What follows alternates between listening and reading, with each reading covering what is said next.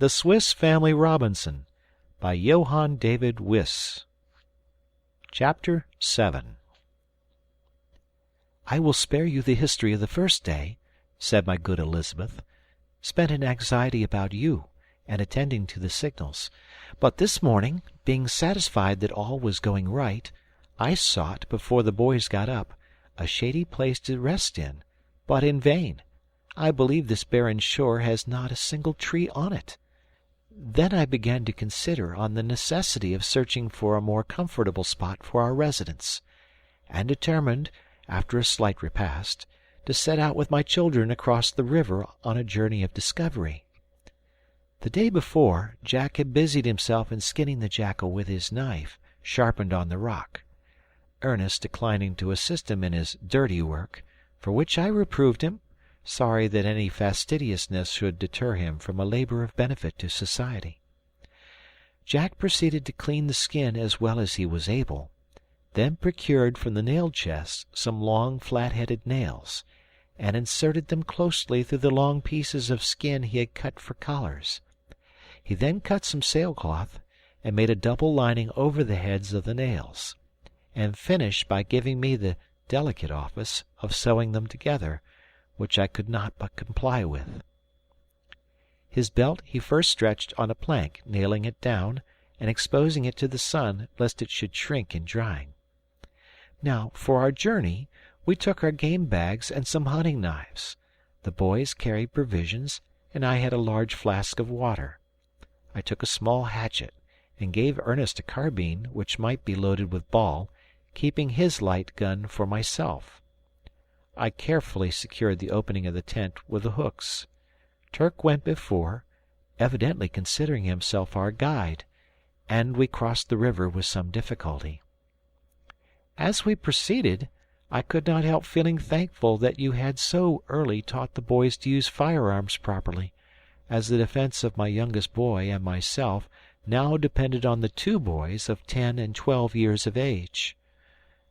When we attained the hill you described to us, I was charmed with the smiling prospect, and for the first time since our shipwreck ventured to hope for better things. I had remarked a beautiful wood, to which I determined to make our way, for a little shade, and a most painful progress it was, through grass that was higher than the children's heads. As we were struggling through it, we heard a strange rustling sound among the grass, and at the same moment a bird of prodigious size arose and flew away before the poor boys could get their guns ready.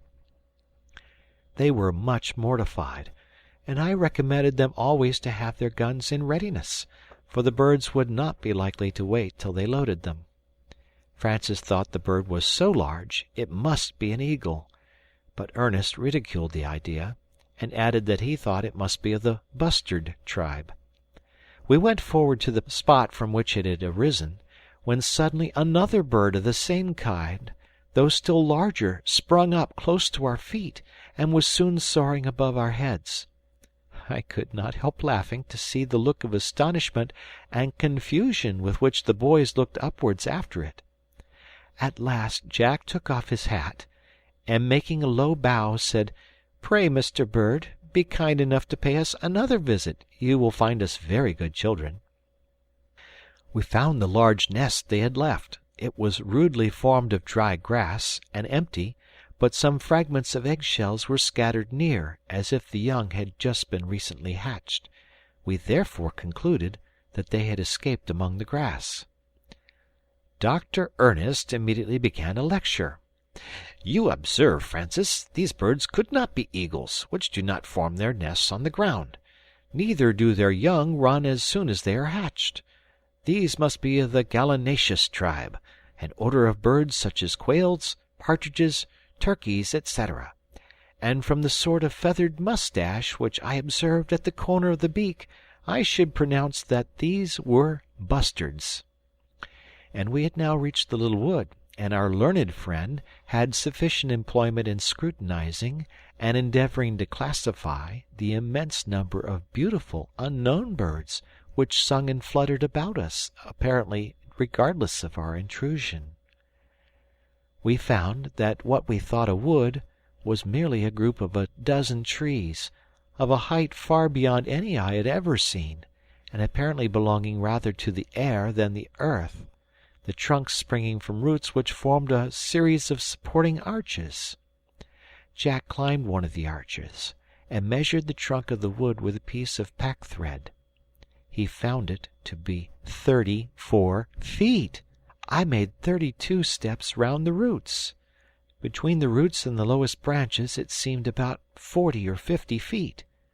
The branches are thick and strong, and the leaves are of a moderate size, and resemble our walnut tree. A thick, short, smooth turf clothed the ground beneath and around the detached roots of the trees, and everything combined to render this one of the most delicious spots the mind could conceive. Here we rested and made our noonday repast. A clear rivulet ran near us, and offered its agreeable waters for our refreshment. Our dogs soon joined us, but I was astonished to find they did not crave for food, but laid down to sleep at our feet.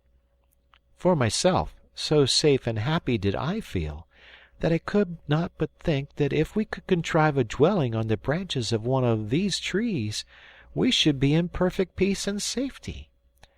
We set out on our return, taking the road by the seashore, in case the waves had cast up anything from the wreck of the vessel. We found a quantity of timber, chests, and casks, but all too heavy to bring. We succeeded in dragging them as well as we could out of the reach of the tide, our dogs, in the meantime, fishing for crabs, with which they regaled themselves, much to their own satisfaction and to mine, as I now saw they would be able to provide their own food. As we rested from our rough labor, I saw Flora scratching in the sand and swallowing something with great relish. Ernest watched, and then said very quietly, "They are turtles' eggs."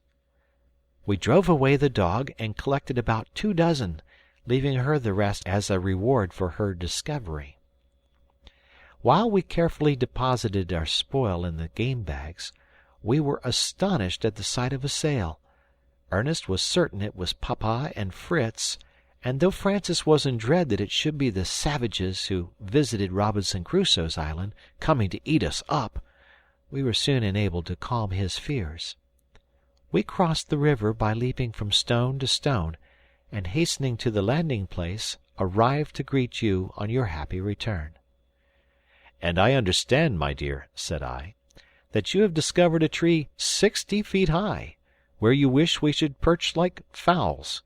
But how are we to get up?"